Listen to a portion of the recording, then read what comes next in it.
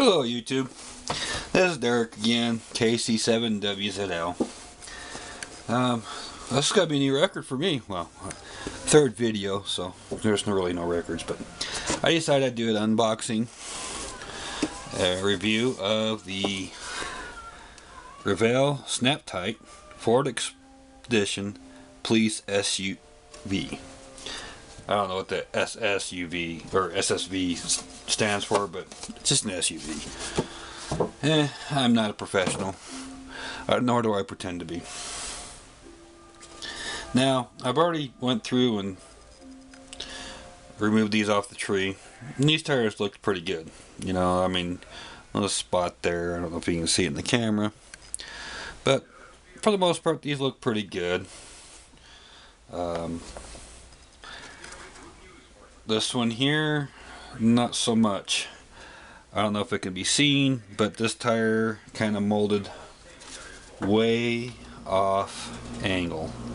I'm trying to find something I can use to put flat against it so you can see. I don't know if that can be seen on the camera or not, but see, it's just way off angle. Anyways, here's the decal sheet. They're peel and stick on stickers. The yellow is fine. This is actually transparent. The yellowing is more like a wax paper, so you know it's paper. The white is white, etc. I'll never use these peel and stick. Blech. Even as a kid, I would be yuck about it. Now, the reason why I bought this kit is because this is the only way to get a Ford Expedition. I'm not a Ford fanatic, but I still like the Expedition nonetheless. It tells you about the vehicle a little bit, 3 different languages. There's your parts listing by number. Your painting guide, and I imagine the picture quality is probably going downhill because I'm getting dark in the room. But you know, it's a pretty the instructions are really good actually for what they are. They're actually really good. You know, easy to read, crisp. I don't have any problems with them. You know, I don't mind that there's a color key. I usually write that down on another piece of paper on a sticky note and stick it aside anyways. Because, well, I don't usually do them exactly to the box anyways. There is 2 pages of the decal placement. Because there's 2 different ways to really do the decals. It's molded in black. Here's the body. I've already trimmed some of the flashing off. Wasn't a lot on this one, which was kind of nice. And it is an older style mold where it's not computer sourced to begin with, so it's going to be not as good. But hey, these pieces here are separate sides. Okay. I was just retest fitting. But what I didn't like is, I don't know if we can get this in the camera or not. I'll go ahead and pull these off. Is on the interior tub. I'm going to get up here so I can maybe see on the screen a little better. On the interior tub, I don't know if you can see it there, but look at all that garbage there.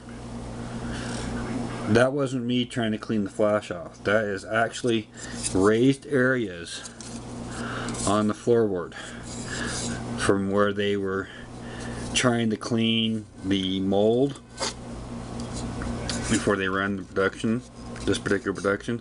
It says an older mold. And they got a little too carried away with the chisel or something and actually scarred the plastic. See it right there where it's really scarred. they actually are not scarred the plastic, but scarred the mold. And so instead of being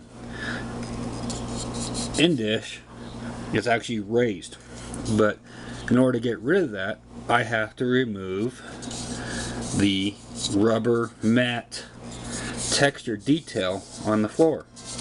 So I'm just gonna leave it like it is. You know, hey, it is what it is. I thought I'd point that out because this is kind of a new release of this kit.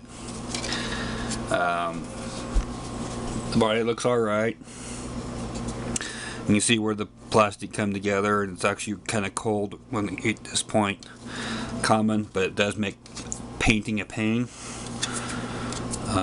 Sorry about the cat hair. I got a cat that is perpetual shed-o-matic. But a lot of times if you don't sand that just right, see where it, I don't know if you can see that in there. See right there? See that long door right there? If you don't sand that good enough and on your primer coat, it will show through the paint. There's also sink marks. You see in the reflection there? Sink marks. As you can tell, this is not a very good mold. Look how hazy that plastic is. My God, 10 years ago this would never pass. Tamiya would have threw this away. They would have even sold this. So, okay, enough of that rant. But you know, that's the only way to get this kit. There's a one that's got kind of almost a lowrider version. It's got those hoopty wheels on, I like to call it, where it's just nothing but rim, very little tire. I hate that version.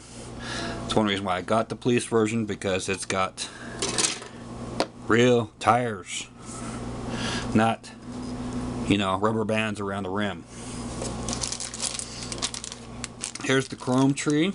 I won't take it out of the plastic until I'm either ready to remove the chrome or use them. Now I'll go through and I'll take and I'll put some black wash in there, and then here I'll put some testers in here, make that lens. Those are driving lights there, or they could be, or I could do them flat black too, because plain Janers, those are flat black right in that area. The rims, seeing these in the wild, these are not chrome. They are silver and gray with black. There's the rear glass area. It's pre-fogged. Pretty good quality, actually. I love how Revell bags everything. I love it. Thank you, Revell. Note how good shape this glass is in. I'll gladly pay a little extra for that. Here's the clear glass for the windshield and headlights. Now, this is floating around loose, which I do not like with my chrome. It should have been attached here. They got the blue and the red already attached to the light bar, and the clear right here. See, there's a clear right there. Blue's already attached. Woo! Radio antennas. I might try to recast the spring mount part of it. That way it's not a direct copy. And use them for, like, say what was missing on the Smoking Bandit edition of the 1977 Pontiac Firebird. The radio was there, the antenna was missing. Here's the rest of the black molded parts. Now granted, like I said, I've already took the interior panels, pulled them off, removed the flash. But here's the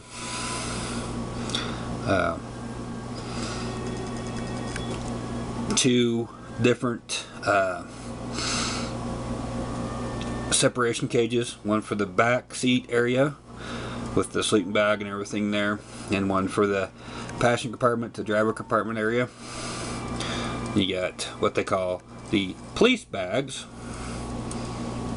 a radio, laptop, and push bar. Let me show you the back side, sorry.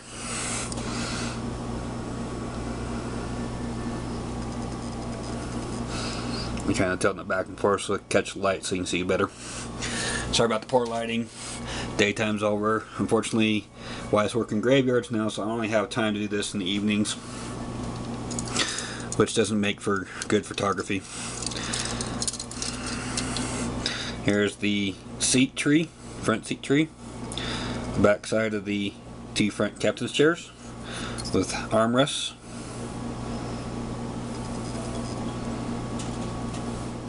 Not a lot of detail on them. There's the backs. Here's the rear seat, which is not the correct rear seat. In the wild, the back plane of the rear seat has been replaced with arm cup out for when you're handcuffed, your arms fit in there. But hey, what the heck, it works. And then the, sorry, upside down dashboard. Big nasty hole there where the radar radio unit goes, but oh well. There is light engraving on the dashboard itself. I'm not getting the camera. Oh, there we go. There we go. For the gauges. No big deal. As maybe most of us do, I go to Google, eBay, whatever. I do research. I search for, you know, dash cluster images, replacement cluster images, and that way I can crop and shape whatever I need to do to print it down to, you know, the scale and glue it in. Your mirrors, rear view side mirrors, no chrome inserts, you gotta paint them silver, no big deal. Actually, I prefer that because when I try to glue in the little chrome pieces, I end up fogging it over anyways, so it kind of makes me more mad than anything. This is where the interior panels, the two sides, these are attached. Okay, I like how they did this. It makes painting the interior so easy. Yes, I know this is a snap together kit, but you know, why take shortcuts? It ain't that hard to do.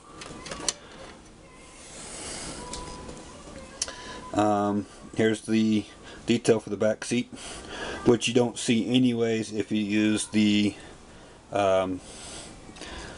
cabin separator. Just got the bags and stuff in it.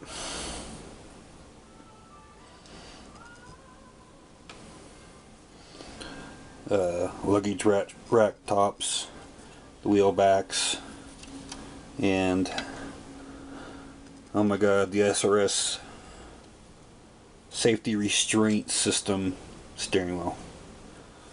Sorry, I'm so anti-protect us from ourselves laws.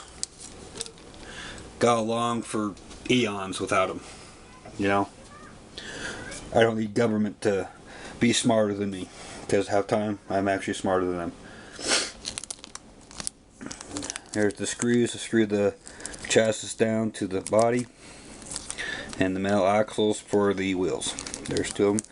Kind of interesting. Usually they're chrome or silver in color, where this one's actually painted black. I've not seen this before by any manufacturer of models of the metal axles. Kind of impressed. I like that. It makes hiding them a lot easier. Here's the rear taillights. I don't know why they didn't put the flashlight assembly, strobe light, whatever you want to call them. We call them sex lights around here, because when those come on, you're done. Anywho's, this is the tree that the tires were on that I already clipped off. You know, some of the flashings in the bottom of the box, because I do it over the box. That way, when all is said and done, this part of the box goes to the garbage. I'll save the top for the box art, what have you. Last but not least, the all impertinent chassis detail. Identification there. Schwinzen. Sounds German. And of course everything's molded in because it is a snap tight. But they did a really good job. Unlike A&T in the 1966 Mustang, this is actually pretty nice. I don't mind this. Yeah, it's painted the detail out in paint, but at least you can still make it somewhat realistic looking. You know, but that's the chassis. Oh no, for a snap tight kit, I'm pretty impressed. I would give it a go ahead.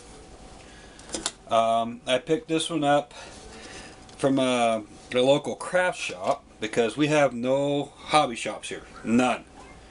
Zilch. We had a hobby town here, and with their quote prices, they pushed all the mom and pop shops out of business. Well, now that they're all out of business, they decide, oh, there isn't enough money here, and they closed up shop and moved to Utah. It's 300 miles to the closest hobby shop that carries, you know, a vast number of models. There is a hobby shop in Pocatello, which is 60 some miles away, but they're more RC car oriented. So this is my little review.